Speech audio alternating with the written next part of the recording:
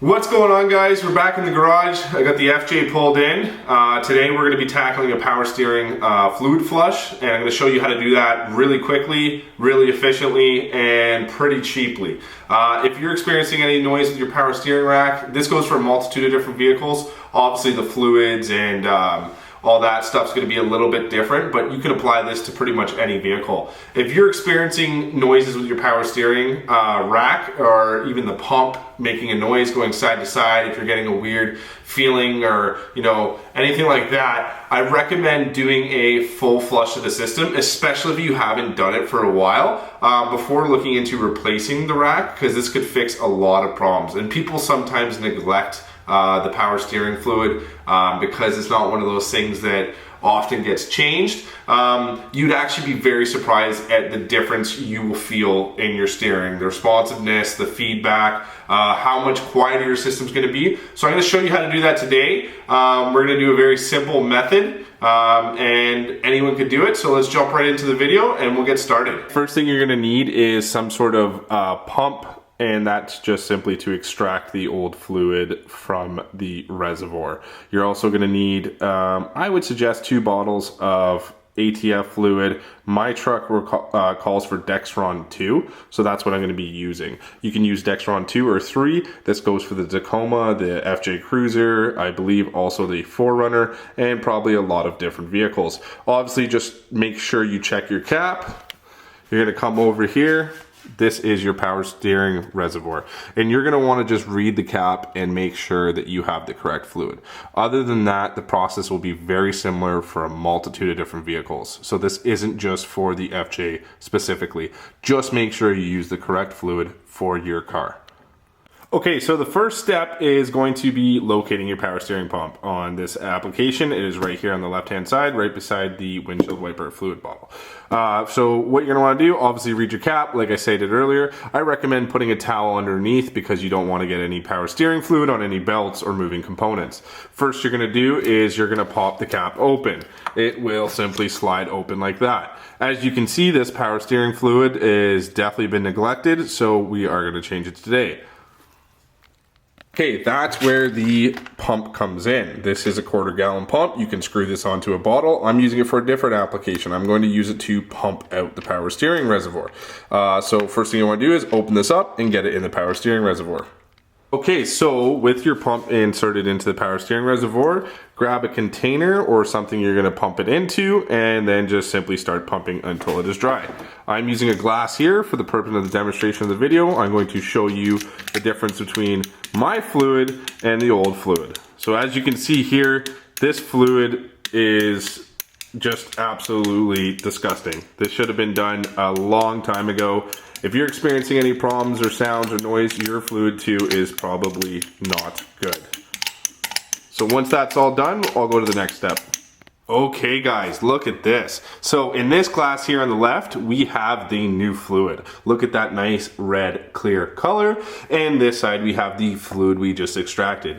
We can see that it is absolutely gone bad. I should have done this a while ago. I bought this truck used, so I'm just servicing it now. But yeah, that is absolutely horrible. That is not what you want to see. Generally speaking, that is going to be the issue for a whiny pump or even a weird feeling power steering rack. So I'm glad we're doing this, and I think this should be your indication to go check your power steering fluid and see if it needs to be changed. This is a simple and cheap process, so I don't see why you wouldn't do it. Okay guys, now that our reservoir is empty, we're gonna move on to the second step. The second step is to locate the return line. On all power steering pumps, reservoirs, the return line is gonna be the highest line on the pump. Okay, so on this application, it would be this one here. What we're gonna do is we're gonna take a pair of pliers or channel locks, and you're going to grab this tab on the hose and just wiggle that back. Once that's off the hose, you can simply pull the hose off. And these are generally pretty easy to get off because they're so well lubricated from the oil. Okay, with your return line removed, the next step is going to be capping this off. So the reason why we're going to cap this off is because we are going to fill this up again, and we want to flush the fluid through here, and we're going to empty it out of this hose instead of it going back into the reservoir. That way we can get majority of what's in the rack out. So what I would recommend is finding something to cap this. You could even put the old hose on, put a clamp on it, or whatever you can do. But I have an oil fitting here that I use for another piece of hose, and the cap on that just happens to fit perfect right on there. So now that's sealed, we are going to fill up our reservoir. Okay, so now with our hose clamped, we are going to take our new fluid and we are going to fill the reservoir. So we're just going to pop this cap back off. There we go. Put that aside and then just slowly begin to fill our reservoir.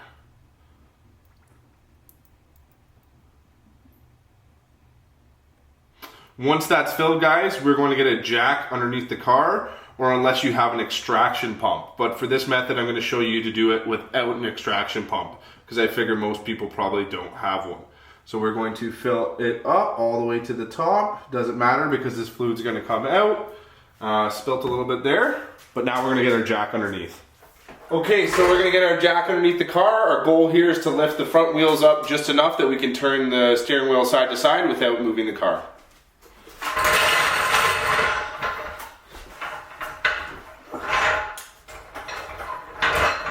Okay, now that we have the car up on the jack and the wheels are able to turn freely, we're going to take that return line, put it into something to drain. So what's going to happen is the fluid we poured in here is going to drain in there, and we're going to repeat this cycle to get all the old fluid out. So you're going to come into your car now, and without starting the engine, put your keys into accessory mode, and you are simply going to turn the wheel back and forth as many times as you can, and that will drain the fluid.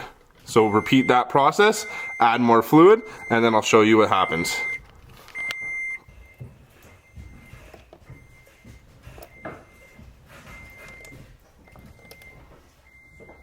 Hey guys, so we sent the wheels back and forward and our reservoir is starting to drain and we are getting the old fluid in the bucket. We are going to continue to do this maybe 2 or 3 times depending on how bad your fluid was, and then when you're done we are going to reattach the line, fill it up to the correct level. There's a hot and cold level, and then I will show you that. But so at this point you've almost successfully flushed your fluid. Now all you have to do is top it up.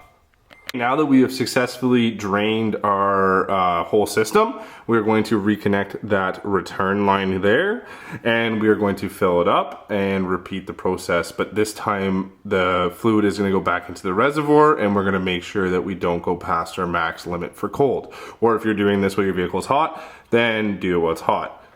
With our tank now full, right set at the right level, we are going to turn the steering wheel again with the engine off. Our goal here is to get any air pockets out. We're basically bleeding the system. So then let's go ahead now and do that. Vehicle is just in accessories mode, and we're just going to turn the wheel back and forth. We're just trying to get any air pockets out of the vehicle. Guys, now we are finally ready to start the vehicle. With the vehicle started, we are simply just going to let it run for a bit, and we just want to see that the fluid's gone down a bit, so we're going to add a little bit more, and we just want to make sure that there's no air pockets and it's very clear. Okay, now that we've let the vehicle run for some time, the fluid is clear, there's no bubbles. We can now reinstall our cap. As you can see, we're at the right level. And that's pretty much it, guys. So now we're going to take it for a test drive and we're going to see if there's a difference.